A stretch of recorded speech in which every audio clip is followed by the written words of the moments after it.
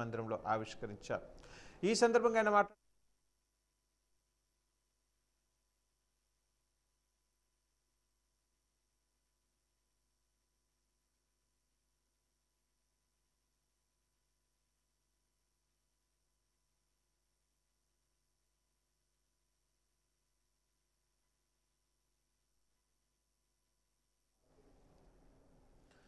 నమస్కారం, వాజన్ న్యూస్కి స్వాగతం.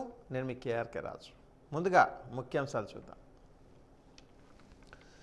బొబ్బిలి మున్సిపాలిటీలో అవిశ్వాస తీర్మానానికి సిద్ధమైన కూటమికి మద్దతు తెలిపిన వైసీపీ కౌన్సిలర్లు.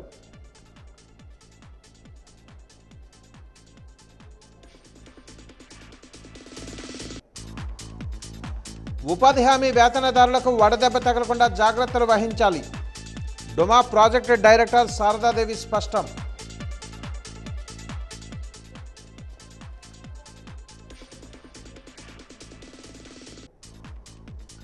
పాడుదమా స్వేచ్ఛా గీతం పుస్తకావిష్కరణ, సాహిత్య కళలకు వెన్నుదన్నుగా నిలవాలన్న వక్తలు.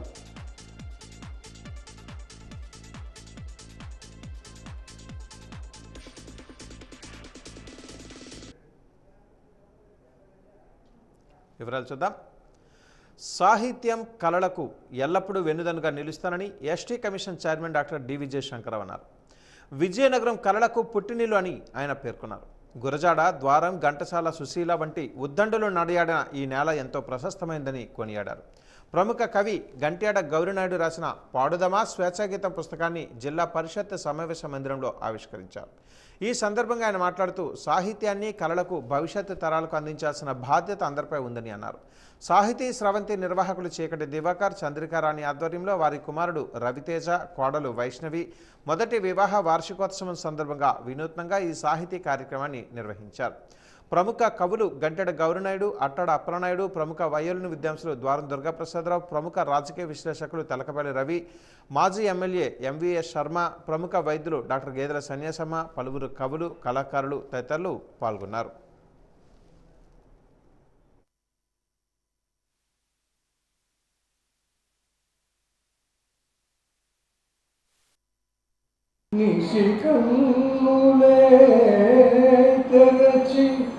చూసేటి వేళ నీ పాట ఒక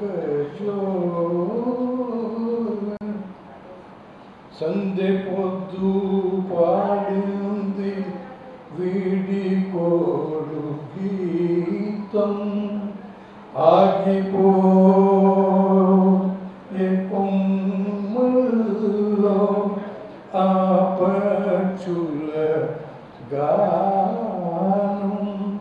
మన స్వాగతం చెప్తూ ఒక పాట పాడారు. ఏ పాట చెప్పుకోండి, ఏ పాట? పాడుదమా స్వేచ్ఛా గీతం. పాడుదమా స్వేచ్ఛా గీతం అక్కడ వాళ్ళు పాట అంటే నాకు ఎంతో పులకింత అనిపించింది. ఇది మా నాగావిడితో పాటు మా పార్వతీపురంలో పుట్టిందని నేను సగర్వంగా చెప్పాను. ఆ రోజు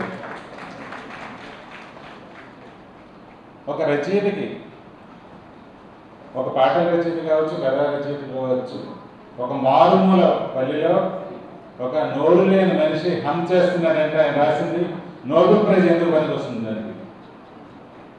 అంతవరకు వెళ్ళడమే పాట గొప్పతనం. భావగాంభీర్యంతో చాలా మంచి పుస్తకాలు ఉన్నాయి. ఒక పుస్తకాన్ని తక్కువ చేయడం, ఒక పుస్తకాన్ని ఎక్కువ చేయడం కాదు, ప్రతిదీ గొప్పదే. ఆ గంభీర భావజాలం అన్నది ప్రజల్లో వరకు వెళ్ళే అవకాశం పాటిస్తుంది. అయితే పాట రాయడం పాట పాడినంత మాటలు కాదు. ఎందుకంటే సంగీతం తెలిసి ఉండాలి, సహజమైన భాష ఉండాలి, దాంతోపాటు అది క్యాచీగా ఉండాలి. ఆ రకమైన అన్నీ కుదిరితే కానీ ఒక మంచి పాట రాదు. ఆ పాట ఎంతో చైతన్యవంతమై ప్రజల్లో తిరుగాడుతూ కలకాలం ఉందంటే ఆ రచయితకి జీవితం ధన్యమైందనే నేను భావిస్తాను. ఆ విధంగా వెంకట గవర్నాయుడు గారు ధన్యజీవిగా నేను భావిస్తూ సమస్యల్ని ప్రజల దగ్గర తీసుకెళ్ళడానికి అద్భుతమైన సాధనం పాట. అన్ని కళలలోనూ ప్రధానమైన మన భావజాలాన్ని ప్రజల దగ్గర తీసుకెళ్ళడానికి పాటకు మించిన సాధనం లేదని నేను భావిస్తాను. ప్రజల శ్రమలో ప్రజలతో మమేకమై వాళ్ళ శ్రమను మరిచిపోయి పాటలు పాడుకున్న సంస్కృతి నుంచి వచ్చిన పాట మళ్ళీ ప్రజల సమస్యల్ని వాళ్ళ దగ్గరికి తీసుకెళ్ళి వాళ్ళని చైతన్యవంతం చేయడానికి పాట ఉపయోగపడుతుందని నమ్మి పాటని ఒక సాధనంగా, పాటని ఒక ఆయుధంగా మలుచుకోవడానికి ఈ రంగంలోకి మిగతా సాహిత్య ప్రక్రియ చేస్తూనే ఈ పాటల ప్రక్రియలోకి రావడం జరిగింది. అనేకమైన పాటలు, అనేకమైన ప్రక్రియలు సాహిత్యం ఉన్న పాటల్లోకి నేను రావడం, ఈ పాటల్ని ప్రజల్లోకి తీసుకెళ్ళడానికి అనేక మంది గాయకులు నిరంతరం శ్రమిస్తున్నారు, ప్రజల్లోకి తీసుకెళ్తున్నారు. ప్రజల్ని చైతన్యవంతం చేయడానికి పాటని సాధనంగా వాడుకుంటున్నందుకు నాకు చాలా ఆనందంగా ఉంది. ఈరోజు ఇన్ని పాటల్ని ఒక పుస్తకంగా తీసుకొచ్చిన చీకటి ప్రచురణలు వెలుగుల కోసం వారికి ధన్యవాదాలు అనే చిన్న మాట సరిపోదని అనుకుంటాను. పాటని ప్రజల్లోకి తీసుకెళ్ళడానికి అనేక మంది గాయకులు కృషి చేస్తున్నారు. వాళ్ళకి కృతజ్ఞతలు చెప్పుకోవడం నా బాధ్యత. విజయనగరంలోని మెసానిక్ టెంపుల్లో ఆదివారం తూర్పు కాపు సంగ్రామ మహాసభ నిర్వహించారు.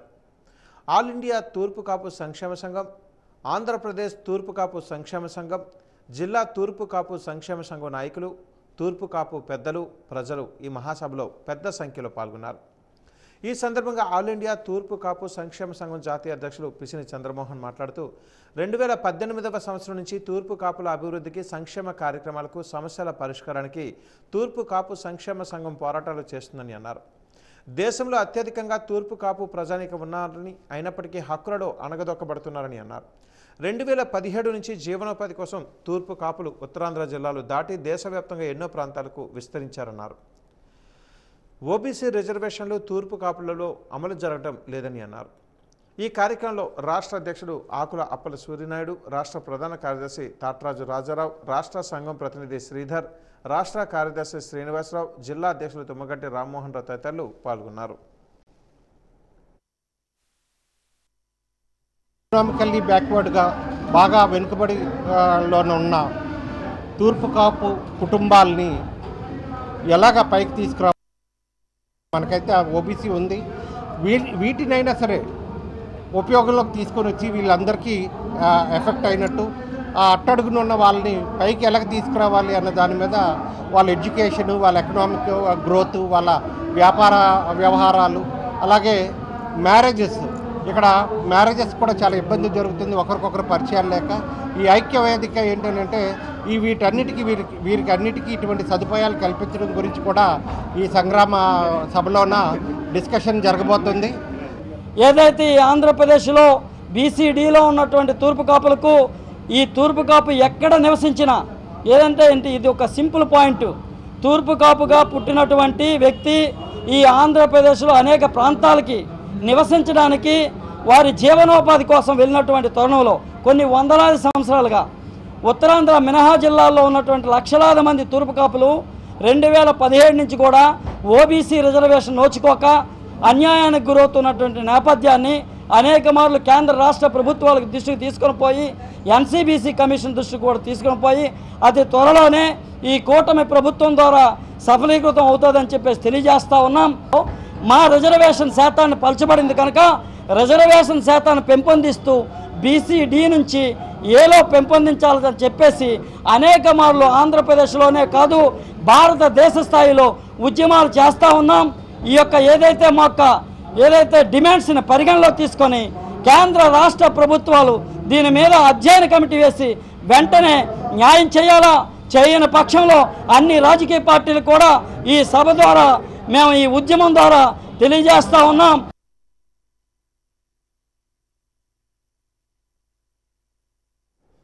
సత్యసాయి సేవా సమితి యువజన విభాగం ఆధ్వర్యంలో ఈరోజు మయూరి జంక్షన్ వద్ద ట్రాఫిక్ నియమ నిబంధనలపై ప్రజలకు అవగాహన కల్పించారు. అనంతరం ట్రాఫిక్ పోలీసులకు మజ్జిగ పంపిణీ చేశారు. ఈ సందర్భంగా రాష్ట్ర యువజన విభాగం కోఆర్డినేటర్ కళ్యాణ్ మాట్లాడుతూ ట్రాఫిక్ నియమ నిబంధనలు ప్రజలు తప్పనిసరిగా పాటించాలని అన్నారు. రోడ్డు ప్రమాదాలు జరగకుండా ఉండాలంటే తక్కువ వేగంతో వాహనదారులు ప్రయాణం చేయాలని అన్నారు. హెల్మెట్ను తప్పనిసరిగా ధరించాలని ద్విచక్ర వాహనదారులకు సూచించారు. ట్రాఫిక్ పోలీసులకు వేసవిలో దాహర్తిని తీర్చేందుకు మజ్జిగను పంపిణీ చేశారు. చేశారు. ఈ కార్యక్రమంలో విజయనగరం జిల్లా యూత్ కోఆర్డినేటర్ రాజేష్, సాయి, పవన్ తదితరులు పాల్గొన్నారు.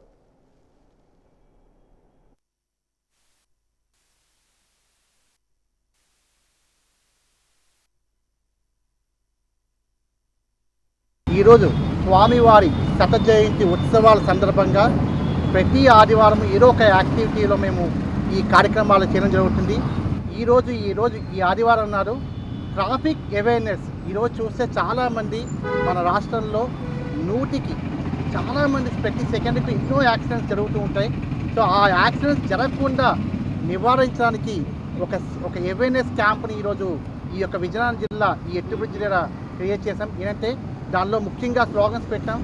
వేర్ సీట్ బెల్ట్, అలాగే do not drink and drive అనే ఒక స్లోగన్.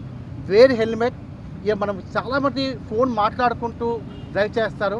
సో ఇలాంటి స్లోగన్స్తో ఈ పబ్లిక్ని అవేర్నెస్ చేయడానికి ఒక మా వంతు సత్యసాయి సేవా సంస్థల యువజన విభాగం తరపున ఒక చిన్న ప్రయత్నం ఇది. ప్రతి ఒక్కరూ ఇది చూసి ఆచరించాలని ఆశిస్తూ ఈ కార్యక్రమాన్ని విజయం చేసిన మీ అందరికీ స్వామివారి దివ్య ఆశీస్సులతో సంకల్పంతో చక్కగా ఇలాంటి ఎన్నో కార్యక్రమాలు మా చేత చేయించాలని కోరుకుంటూ పూల్బాగ్ శ్రీవల్లి దేవసేన సమేత సుబ్రహ్మణ్యేశ్వర స్వామి దేవాలయం వద్ద కొలువై ఉన్న 60 అడుగుల సుబ్రహ్మణ్య స్వామి వార్షికోత్సవం వైభవంగా జరిగింది. ఆదివారం ఉదయం 5 గంటల నుంచి ఆలయ వ్యవస్థాపకులు, సుబ్రహ్మణ్య స్వామి ఉపాసకులు కర్రి వెంకటరమణ సిద్ధాంతి ఆధ్వర్యంలో పాలాభిషేకం, ప్రత్యేక పూజలు, అభిషేకాలు నిర్వహించారు. కన్నుల పండుగగా జరిగిన ఈ కార్యక్రమంలో భక్తులు పెద్ద ఎత్తున పాల్గొని స్వామివారిని దర్శించుకుని తీర్థ ప్రసాదాలు పొందారు. ఈ కార్యక్రమంలో కమిటీ అధ్యక్షులు బేతా కృష్ణారావు, కార్యదర్శి ఇసరపు శ్రీనివాస గోపాలకృష్ణ, ఉపాధ్యక్షులు దువ్వు శ్రీనివాసరావు, బెహరా కూర్మారావు, దన్నాన రామ్మూర్తి, అర్చకులు శ్రీనివాస శర్మ, సభ్యులు సముద్రాల నాగరాజు తదితరులు పాల్గొన్నారు.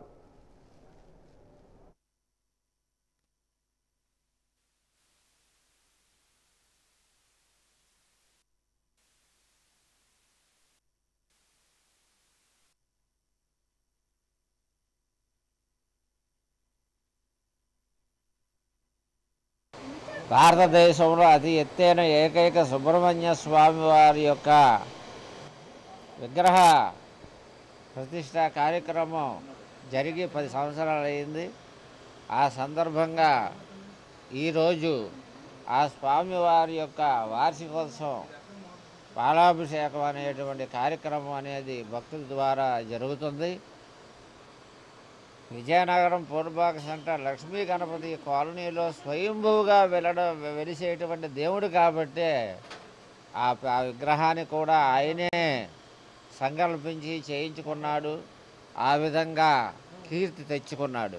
విజయనగర చరిత్రకే ఒక రకమైనటువంటి మహా ఉత్కృష్టమైనటువంటి పేరు ప్రతిష్టలు తీసుకొచ్చినటువంటి ఏకైక స్వామి ఎవరంటే సుబ్రహ్మణ్య స్వామి.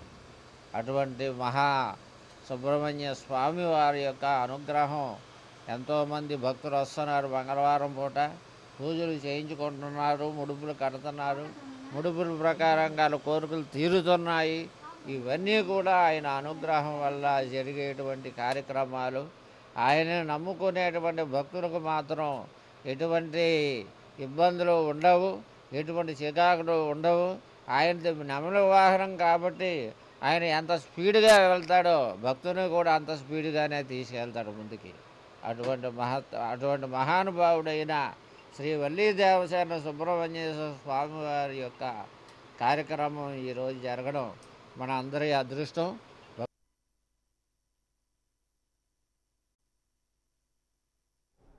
మహాత్మా గాంధీ జాతీయ గ్రామీణ ఉపాధి హామీ పథకంలోని వేతనదారులు వడదెబ్బకు గురి కాకుండా ఉండేందుకు తగిన జాగ్రత్తలు తీసుకుంటామని డోమా పీడీ శారదాదేవి పేర్కొన్నారు. ఈరోజు డోమా కార్యాలయంలో వాజీ న్యూస్తో ఆమె మాట్లాడారు. 2,02,000 పని దినాలు ఇప్పటికే వేతనదారులకు కల్పించామని చెప్పారు. ఉదయం 5:30 గంటలకే వేతనదారులు ఉపాధి పనికి వెళ్ళినట్లయితే 9:30 నుంచి 10 గంటల మధ్యలో పూర్తి చేయడం జరుగుతుందని, సాయంత్రం 4 గంటల నుంచి 6 గంటల వరకు కూడా చేసుకుంటే ఎండ వేడిమి తగలకుండా పని సులభంగా చేసుకోవచ్చని సూచించారు. చలువ పందిరులు, షెడ్లు నిర్మాణాలు కూడా ఏర్పాటు చేశామన్నారు. ఓఆర్ఎస్ ప్యాకెట్లు తీసుకుని వెళ్లేలా వైద్య ఆరోగ్య సిబ్బంది సహాయంతో వేతనదారులకు ఇవ్వడం జరిగిందని చెప్పారు. కుండలలో నీళ్లు తెచ్చుకోవాలని సూచించారు. ప్లాస్టిక్ను వాడకూడదని తెలిపారు.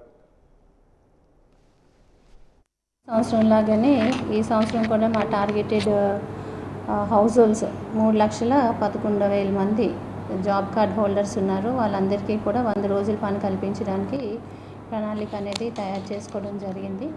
ఏప్రిల్ 1 నుంచి ఈ రోజు వరకు నియర్లీ పర్ డే 1.7 అంటే ఈ రోజుకైతే 2,02,000 మంది ఒక రోజుకి లేబర్ వాళ్ళు అటెండ్ అవుతూ వస్తున్నారు. అయితే ఈ ఎండ తీవ్రత పెరిగేది కొద్దీని మేము ఉపాధి హామీ వేతనదారులని మేము రిక్వెస్ట్ చేయండి ఏమనకంటే కొంచెం ఎర్లీగా 5-5:30కి వచ్చేస్తే 9:30-10 కల్లా పని పూర్తి చేసుకొని వెళ్ళిపోవడానికి ఆస్కారం ఉన్నది. అదేవిధంగా సాయంత్రం మళ్ళీ 4 తర్వాత 6 గంటల వరకును పని చేసుకుంటే ఆ విధంగా మన పని వేళలు అనేది నిర్వహించుకునేటట్టుగా ఉంటాము. అదేవిధంగా మనకి ఇచ్చిన మెజర్మెంట్స్ ప్రకారంగా పని కూడా జరుగుతుంది. జరగడంతో మనకి 307 రూపాయలు వేతనం ఏదైతే ప్రభుత్వాలు నిర్ణయించారో ఆ వేతనం రావడానికి ఆస్కారం ఉంటుంది. దీంతోపాటు ఎండ తీవ్రత నుంచి అక్కడ పని స్థలం దగ్గర కొన్ని జాగ్రత్తలు తీసుకోవడానికి మా ఫంక్షనరీస్ అందరికీ కూడా ఇన్స్ట్రక్షన్స్ ఇవ్వడం జరిగిందండి. ప్రతి ఒక్క వర్క్ సైట్ దగ్గర చలువ పందిర్లు, షేడ్స్, గవర్నమెంట్ ఏవైతే షేడ్స్ ఇచ్చారో అవన్నీ పెట్టమని చెప్పాము. అంతేకాకుండా మెడికల్ డిపార్ట్మెంట్ వాళ్ళ అనుసంధానంతోనే ప్రతిరోజు వాళ్ళ దగ్గర ఓఆర్ఎస్ ప్యాకెట్స్ అనేది ఉంచాలనేది చెప్పాము. అవన్నీ కూడా నిర్వహిస్తున్నారు వాళ్ళు. ఇంకేదైనా ఉన్నది అనుకున్నానన్నా మెడికల్ డిపార్ట్మెంట్ వాళ్ళు కూడా సహకరిస్తూ మాకు వారానికి ఒకసారి వాళ్ళకి అనుకూలమైన తేదీ నాడు వర్క్ సైట్కి వచ్చి వాళ్ళు ఎవరికైనా అవసరం ఉంటే ఆరోగ్య పరీక్షలు కూడా చేయడం జరుగుతుంది. ఇది సమ్మర్కి సంబంధించింది. ఇది కాకుండా ప్రతి ఒక్క వేతనదారులు కూడా నీళ్ళుని ప్లాస్టిక్ బాటిల్స్లో కాకుండా కుండలో తెచ్చుకోమని కూడా వాళ్ళందరికీ సజెషన్స్ ఇవ్వడం జరిగింది.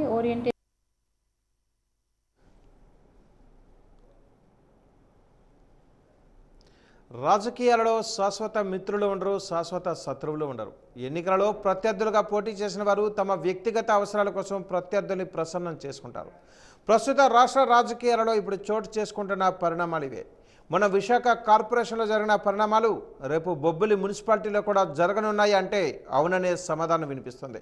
రేపు బొబ్బిలి మున్సిపల్ చైర్మన్పై పెట్టిన అవిశ్వాస తీర్మానానికి కూటమి సభ్యులే కాకుండా వైసీపీ సభ్యులు కూడా మద్దతు తెలియజేసి పదవులు ఇచ్చిన పార్టీకే జలక్కిస్తారా? అది తెలుసుకోవాలంటే వాట్స్ ది స్టోరీ. 2024 సాధారణ ఎన్నికలలో కూటమి ప్రభుత్వం విజయ డంకా మోగించడంతో రాష్ట్రంలో ఉన్న కూటమి పార్టీల నాయకులలో కొత్త ఆశలు రేకెత్తాయి. 2019 నుంచి 24 వరకు అధికారంలో ఉన్న వైసీపీ ప్రభుత్వం అప్పట్లో జరిగిన స్థానిక సంస్థల ఎన్నికలలో అధికార మదంతో, అధికారుల అండదండలతో ఎన్నికలలో అప్పటి ప్రతిపక్ష పార్టీ సభ్యులను నామినేషన్లు వేయకుండా అధికారం చెలాయించి అధికారాన్ని చేజిక్కించుకున్నారు. అయితే కొన్ని ప్రాంతాల్లో టీడీపీ తరపున పోటీలో ఉన్నప్పటికీ సంఖ్యాబలం లేకపోవడం, అధికార పార్టీ వైసీపీకి అడ్డుకట్ట వేయలేక మౌనంగా ఉన్న కూటమి పార్టీలు గోడ మీద పిల్లి వాటంలా అవకాశం కోసం చూస్తూ ఉన్నారు. అయితే 2024లో జరిగిన సాధారణ ఎన్నికలలో కూటమి ప్రభుత్వం రావడంతో కొత్త ఆశలు రేకెత్తాయి. దీంతో వైసీపీకి రిటర్న్ గిఫ్ట్ ఇవ్వాలని ఆతృతతో ఎదురు చూస్తున్న టీడీపీ నాయకులు చాప కింద నీరులా తమదైన శైలిలో ఆపరేషన్ ఆకర్షకి శ్రీకారం చుట్టారు. కూటమి ప్రభుత్వం అధికారంలోకి వచ్చిన 6 నెలలు పరిపాలనపై దృష్టి సారించిన కూటమి అధినాయకత్వం, నాయకులు అభిష్టం ఒత్తిడి మేరకు స్థానిక సంస్థలలో 1/3 వంతు సంఖ్యాబలం ఉన్న కార్పొరేషన్, మున్సిపల్, మండలాలు, జిల్లా పరిషత్లపై దృష్టి సారించింది. అందులో భాగంగా రాష్ట్రంలోనే ప్రధాన నగరమైన విశాఖ కార్పొరేషన్ మేయర్ పదవిపై దృష్టి పెట్టింది.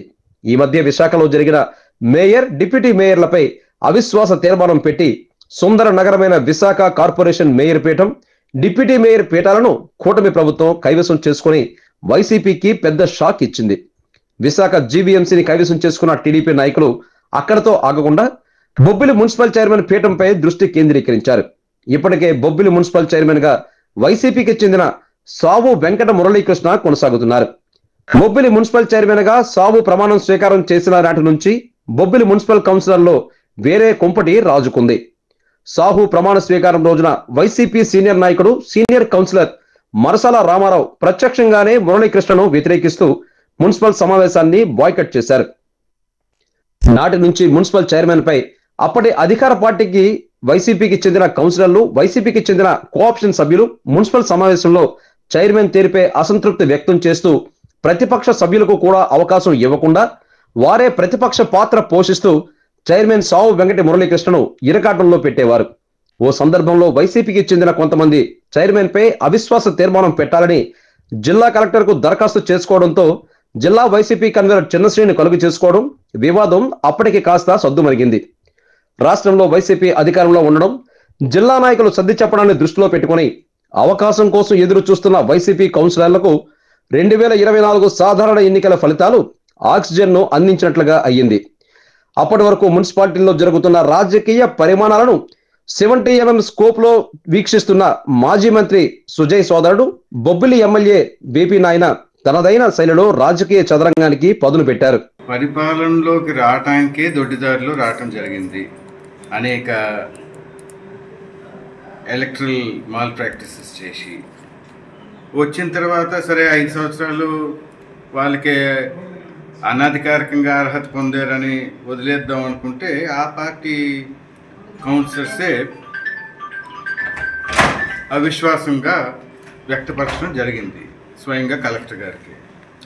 కాబట్టి ఎప్పుడైతే ఆ పార్టీ కౌన్సిలర్స్కే ఆ చైర్పర్సన్ మీద నమ్మకం లేదో తప్పనిసరిగా రాబోయే రోజుల్లోని ఆ పార్టీ వాళ్ళకే అవిశ్వాసం తెలిపినప్పుడు అది దాని మీద జరగవలసిన కార్యక్రమం జరుగుద్దని నేను భావిస్తున్నాను. ఇంకేముంది, వేడి నీటికి చలనీళ్లు తోడైనట్లు అసమ్మతితో రగిలిపోతున్న 10 మంది వైసీపీ కౌన్సిలర్లకు టీడీపీకి చెందిన 10 మంది సభ్యులు తోడు కావడంతో బొబ్బిలి మున్సిపల్ చైర్మన్ పై అవిశ్వాస తీర్మానం మరొకసారి తెర మీదకు వచ్చింది. ఇప్పటికే జిల్లా కలెక్టర్ అంబేద్కర్ కు బొబ్బిలి మున్సిపల్ చైర్మన్ పై అవిశ్వాస తీర్మానం కోసం లెటర్ కూడా పెట్టినట్లుగా తెలుస్తోంది. అవిశ్వాస తీర్మానంపై చైర్మన్ కోర్టును ఆశ్రయించారు. అయితే తీర్పును రేపటికి వాయిదా వేయడంతో బొబ్బిలి మున్సిపాలిటీలో ఉత్కంఠ పరిస్థితి నెలకొంది. ఇప్పటికే బొబ్బిలి మాజీ ఎమ్మెల్యే సంబంగి కౌన్సిల్ సభ్యులకు విప్ కూడా జారీ చేసి పార్టీ వ్యతిరేక కార్యకలాపాలకు ఎవరూ పాల్పడవద్దని చెప్పకనే చెప్పినప్పటికీ వైసీపీలో ఉన్న 10 మందికి పైగా కౌన్సిలర్లు అధికార కూటమికి మద్దతు ఇస్తారనేది జగమెరిగిన సత్యం. ఓటీ పబ్లిక్ 2025 ఈ రెండింటి ద్వారా హైకోర్టులో వేయడం జరిగింది. హైకోర్టులో నిన్న వాదనలు కూడా జరిగాయి. అది రేపు మండేకి పోస్ట్ అయింది. మాకు అనుకూలంగా వస్తుందని మేము అనుకుంటున్నాం. ఇది కాకుండా జనరల్గా విప్ అనేటువంటి ప్రొసీజర్ మనందరికి మీకు మాకు రాజకీయ పార్టీలు విప్ జారీ చేస్తున్నాం. అంతే ఒక పార్టీకి నెగ్గి ఇంకో పార్టీ వైపు విప్ జారీ చేసిన తర్వాత కూడా వాళ్ళ చర్యలు కానీ అలా ఉంటే ఖచ్చితంగా అసలు దాని మీద ఆర్గ్యుమెంట్ అనేది లేకుండానే సోమోటుగా వాళ్ళ తాలూకా మెంబర్షిప్ సీజ్ చేయమని చట్టంలోనే ఉంది. అది కలెక్టర్కి తెలియజేయాలి. కలెక్టర్ 3 డేస్తో మ్యాండేట్ తీసుకుని మళ్ళీ ఆయన కూడా తీసుకుని చట్టపరమైనటువంటి చర్యలు తీసుకోవాల్సినటువంటి అవసరం ఉంది. వైసీపీ విప్ జారీ చేసిన ఆ పార్టీకి చెందిన 10 మంది సభ్యులు గత నెల రోజులుగా అజ్ఞాతంలో ఉంటూ బొబ్బిలి ఎమ్మెల్యే బేబీ నాయన్తో టచ్లో ఉన్నట్లుగా సమాచారం. రేపు ప్రవేశపెట్టే అవిశ్వాస తీర్మానం సమయానికి టీడీపీకి చెందిన 10 మంది సభ్యులతో పాటు వైసీపీకి చెందిన 10 మంది అసంతృప్త కౌన్సిలర్లు మున్సిపల్ సమావేశ మందిరానికి వచ్చి అవిశ్వాస తీర్మానానికి మద్దతు తెలియజేస్తారని కూటమి నాయకులు ధీమా వ్యక్తం చేస్తున్నారు. ఏది ఏమైనప్పటికీ బొబ్బిలి మున్సిపల్ చైర్మన్ పీఠంను వైసీపీ నిలబెట్టుకుంటుందా, టీడీపీ కైవసం చేసుకుంటుందో రేపటి వరకు వేచి చూడాలి. మరి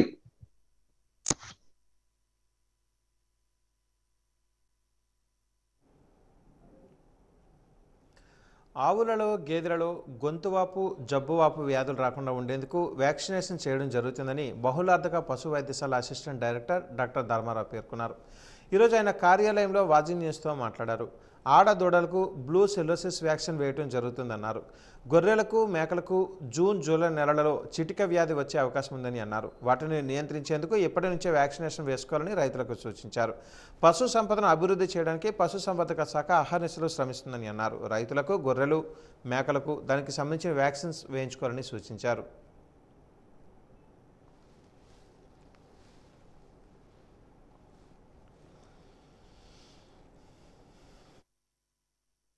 గొంతువాపు వ్యాధి అనేది వస్తుంది. ఇప్పుడు చాలా వరకు అరికట్టగలిగాము. బట్ ఎప్పుడైనా దీని లక్షణాలు ఏంటంటే గొంతు దగ్గర బాగా వాస్తుంది, బాటిల్ జా అంటారు, దాన్ని వస్తుంది. అలాగే కళ్ళ వెంబడి నీరు పడతాయి, కళ్ళు రెడ్గా ఉంటాయి. దీనికి కూడా 105 నుండి 106 డిగ్రీల వరకు జ్వరం వస్తుంది. ఈ లక్షణాలు ఏమైనా కనుక రైతు సోదరులు గమనించినట్లయితే మీరు ఖచ్చితంగా అక్కడ ఉన్న దగ్గరలో ఉన్న వెటనరీ హాస్పిటల్కి, ముఖ్యంగా విజయనగరం పరిధిలో అయితే వెటనరీ పాలిక్లినిక్కి మీరు ఇన్ఫామ్ చేయగలిగితే మేము ఇమీడియట్గా మీ పశువులకే కాకుండా చుట్టుపక్కల ఉన్న అన్ని పశువులకు కూడాను ఇమీడియట్గా మేము వ్యాక్సిన్ చేయడం జరుగుతుంది. అదే కాకుండా ఈ సమ్మర్లో మనము ఈ వ్యాక్సిన్స్ని ముఖ్యంగా ఈ ఏప్రిల్ మే నెలలో మనము మామూలుగాను ఇంటింటికి రైతుల ఇంటి వద్ద మేము వ్యాక్సిన్ చేయడం, ఈ హెచ్ఎస్బికి వ్యాక్సిన్ అనేది చేయడం జరుగుతుంది. అదేవిధంగా ఆడదూడలకు కూడాను బ్రూసెల్లోసిస్ వ్యాక్సిన్ కూడాను చేయడం జరుగుతుంది. ఈ బ్రూసెల్లోసిస్ వ్యాధి అనేది ఇది కూడా జూనోటిక్ ఇంపార్టెన్స్ ఉంది, అది పశువుల ద్వారా మనుషులకు వచ్చే అవకాశం ఉంది. కాబట్టి ఇది బ్రూసెల్లోసిస్ వ్యాధి రాకుండా కూడాను ఈ దూడలకు మనము ఈ వ్యాక్సిన్ అనేది చేయడం జరుగుతుంది.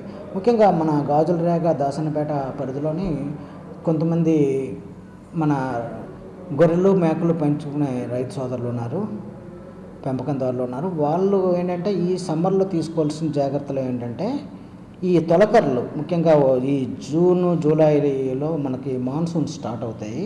ఈ తొలకర్లలో ఈ చిటుకు వ్యాధి అంటారు, ఎంట్రోట్రాక్సిమియా అంటారు, చిటుకు వ్యాధి వచ్చే అవకాశం ఎక్కువ ఉంటుంది. కాబట్టి ఇది ఏంటంటే ఈ తొలకర్లో ఒకటే ఈ సమ్మర్లో మొత్తమును ఎక్కడా కూడాను గడ్డి ఉండదు, పచ్చగడ్డి ఉండదు. ఈ తొలకర్లో చిన్న పచ్చగడ్డి ఆ మట్టితో పాటు ఎక్కువ తినేసి ఓవర్గా తినేస్తాయి. దీన్ని ఓవర్ ఈటింగ్ డిసీజ్ అని కూడా అంటారు.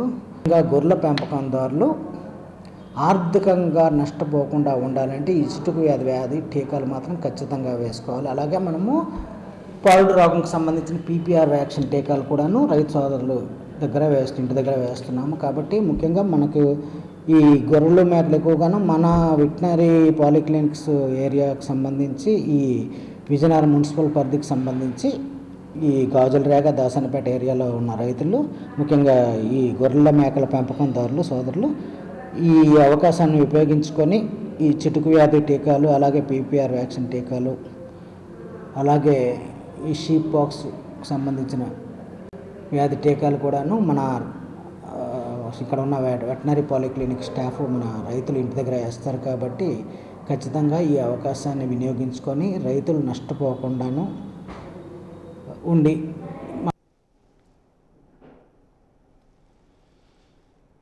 విజయనగరంలో భానుడు ఉగ్రరూపం దాలుస్తున్నాడు. ప్రతిరోజు 40 నుంచి 42 డిగ్రీల ఉష్ణోగ్రతలు నమోదవుతున్నాయి. దీంతో రోడ్లన్నీ నిర్మానుష్యంగా మారుతున్నాయి. ఉదయం 11 గంటలలోపు సాయంత్రం 4 గంటల తర్వాత బయటకు వెళ్లిన వారు వారి పనులను ముగించుకుంటున్నారు. ఎండ సమయంలో బయటకు వచ్చినప్పుడు తలకు రక్షణగా టోపీలను, గొడుగులను, కళ్లకు రక్షణగా కళ్లద్దాలు ప్రజలు ధరిస్తున్నారు. శరీరం డీహైడ్రేషన్ కాకుండా కొబ్బరి నీళ్లు, నిమ్మకాయ నీళ్లు, ORS ద్రావణాలు వంటివి తీసుకోవాలని వైద్యులు సూచిస్తున్నారు. కర్బూజా పండ్లను, తాటి ముంజలను బయట ఎక్కువగా కొనుగోలు చేస్తున్నారు. చలివేంద్రాలను ఎక్కువ మొత్తంలో ఏర్పాటు చేస్తే ప్రజలకు సౌకర్యవంతంగా ఉంటుందని భావిస్తున్నారు. వడదెబ్బకు గురి కాకుండా ఉండేందుకు తగిన చర్యలు తీసుకోవాలని ప్రజలు కోరుతున్నారు. గ్రామ స్థాయిలోని చలివేంద్రాలను ఏర్పాటు చేయాలని కోరుతున్నారు. వృద్ధులు, చిన్నపిల్లలు ప్రత్యేక జాగ్రత్తలు తీసుకోవాలని వైద్యులు సూచిస్తున్నారు.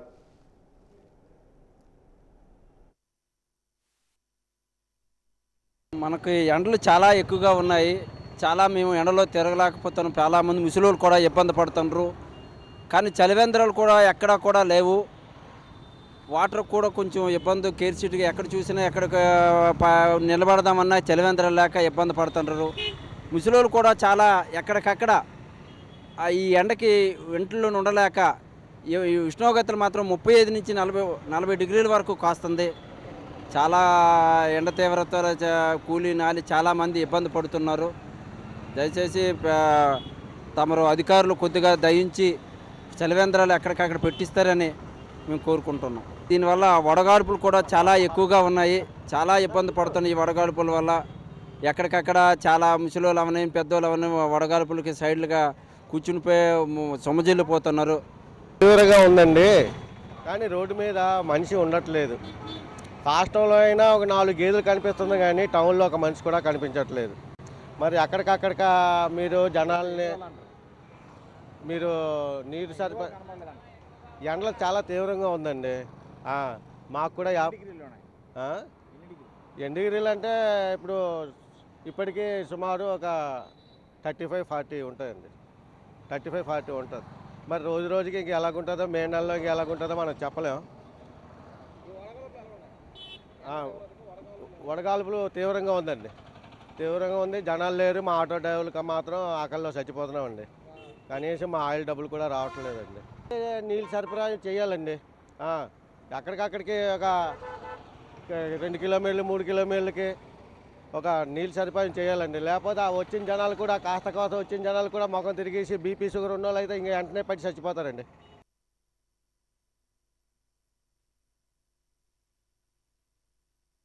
విజయనగరం జిల్లా భోగాపురం, పూసపాటిరేగ మండలాలలో వేటకు వెళుతున్న మత్స్యకారులకు భరోసా పెంపుదలపై మత్స్యకారుల కుటుంబాలలో ఆనందం వెలువరిస్తుంది. టీడీపీ అధినేత నారా చంద్రబాబు నాయుడు ఎన్నికలలో ఇచ్చిన వాగ్దానం మేరకు మత్స్యకారుల వేట నిషేధ సమయంలో మత్స్యకార భృతిని 10,000 రూపాయల నుంచి 20,000 రూపాయలు పెంపుదల చేయడంతో గంగపుత్రుల కుటుంబాలలో ఆనందం వ్యక్తపరుస్తున్నారు. అలాగే మత్స్యకార గ్రామాలలో విద్యార్థులు చదువుకునేందుకు వీలుగా హాస్టల్ సౌకర్యంతో పాటు పాఠశాల భవనాల మరమ్మతులు చేసే విధంగా చర్యలు చేపట్టి ఆదుకోవాలని రాష్ట్ర ముఖ్యమంత్రి నారా చంద్రబాబు నాయుడు విద్యాశాఖ మంత్రి నారా లోకేష్ను కోరారు. మత్స్యకారుల పట్ల తెలుగుదేశం పార్టీ ప్రభుత్వం ఎంతగానో మేలు చేసిందని, అందుకు మేమంతా కృతజ్ఞతగా ఉన్నామని మత్స్యకార కుటుంబాలు పేర్కొంటున్నాయి. ప్రజా సేవయే పరమావధిగా సేవలందించడం ఆయనే సాటి అని టీడీపీ అధినేత చంద్రబాబు నాయుడిని వారు కొనియాడుతున్నారు. పేద మత్స్యకారుల దృష్టిలో పెట్టుకుని మరిన్ని సౌకర్యాలు కల్పించి మమ్మల్ని ఆదుకోవాలని మత్స్యకార ప్రజలు కోరుతున్నారు.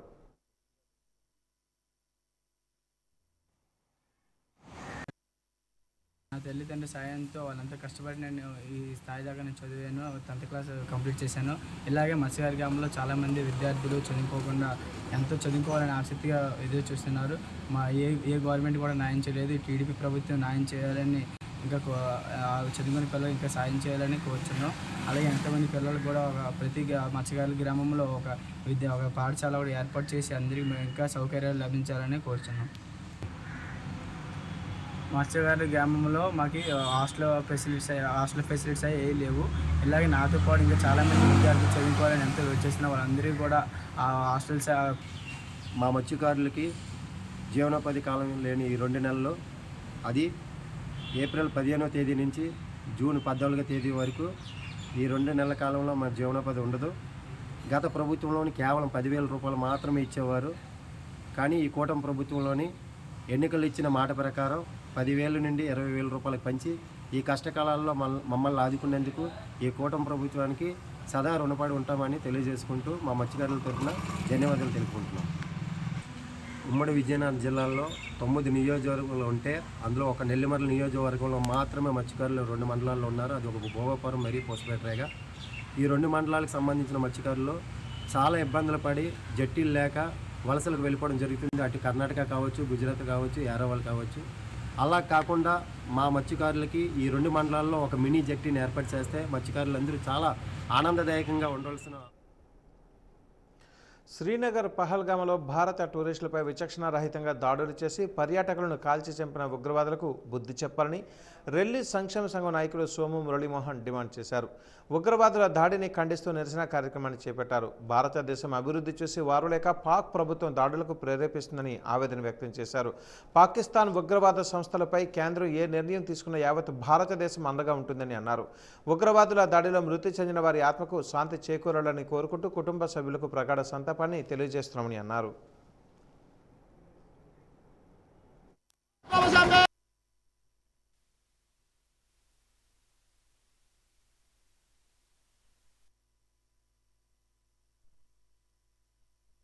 ఐదు రోజుల క్రితం మన భారతదేశం కాశ్మీర్లోని కొంతమంది దుండగులు, ఉగ్రవాదులు అక్కడ పర్యటిస్తున్న అమాయక ప్రజలకి అతి దారుణంతో తుపాకులతో కాల్చి చంపడం అనేది ప్రపంచం ఉలుక్కుపడిన విషయం. దయచేసి అలాంటి ఉగ్రవాదులు మన భారతదేశం అభివృద్ధిని చూడలేక, మన భారతదేశం యొక్క వనరులు ఖనిజ సంపదను చూసి వారవలేక ఆ దుండగులు ఎప్పుడంటే అప్పుడే మన అమాయక ప్రజల గురించి, ఆ అమాయక ప్రజల ప్రాణాలు తీయడం అనేది చాలా దారుణము.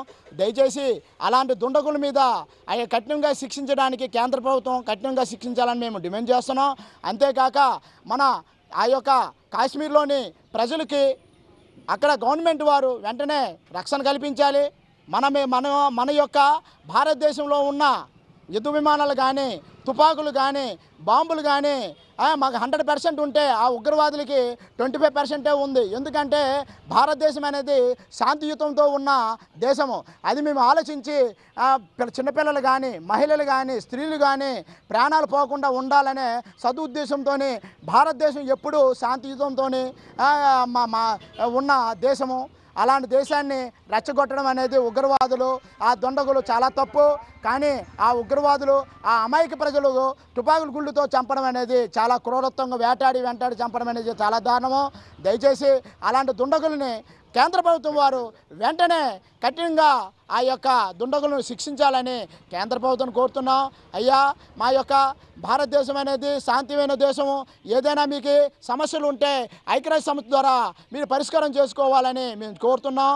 దయచేసి కేంద్ర ప్రభుత్వం వారు విజయనగరం జిల్లా గజపతి నగరం నియోజకవర్గ కేంద్రంలో శనివారం సాయంత్రం రిటైర్డ్ డిఈ దొగ్గ దేముడు నాయుడు ఆధ్వర్యంలో కొవ్వొత్తుల ర్యాలీ నిర్వహించారు. పహల్గామ్లో జరిగిన దాడులను ఖండిస్తూ పాకిస్తాన్ డౌన్ డౌన్ అంటూ నినాదాలు చేస్తూ కొవ్వొత్తులను స్థానిక 4 రోడ్ల కూడలిలో మానవహారం నిర్వహించారు. దేశంలో శాంతి భద్రతలకు భంగం కలిగిస్తున్న ఉగ్రవాదులను తరిమి కొట్టాలని పిలుపునిచ్చారు.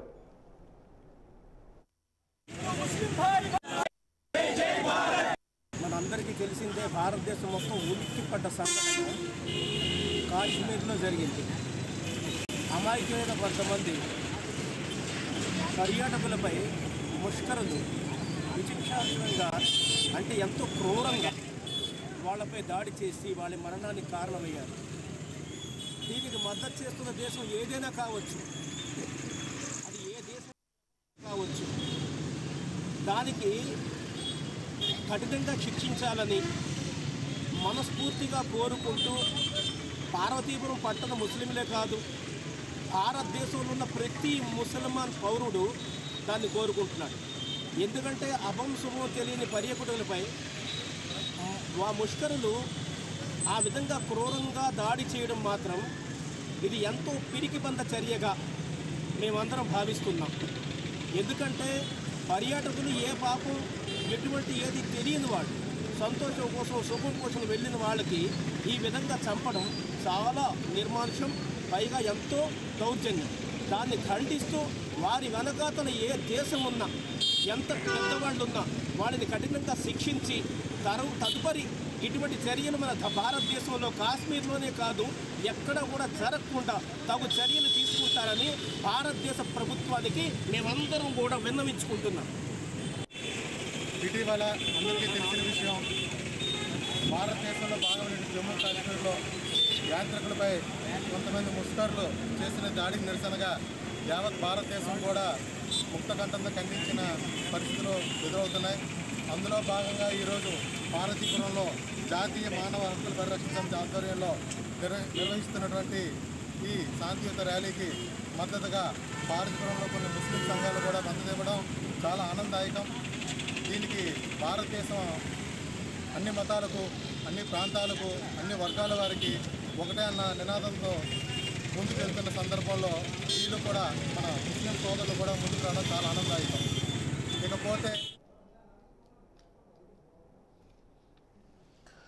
వాజ్ న్యూస్ ముగించే ముందు ముఖ్యాంశాలు మరొకసారి.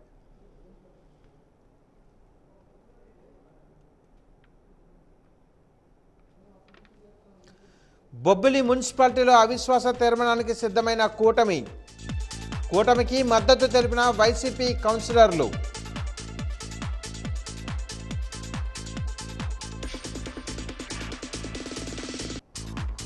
ఉపాధి హామీ వేతనదారులకు వడదెబ్బ తగలకుండా జాగ్రత్తలు వహిస్తున్నాం.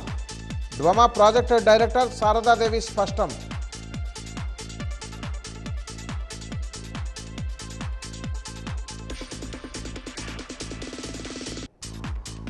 పాడుదమా స్వేచ్ఛా గీతం పుస్తకావిష్కరణ, సాహిత్య కళలకు వెన్నుదన్నుగా నిలవాలన్న వక్తలు.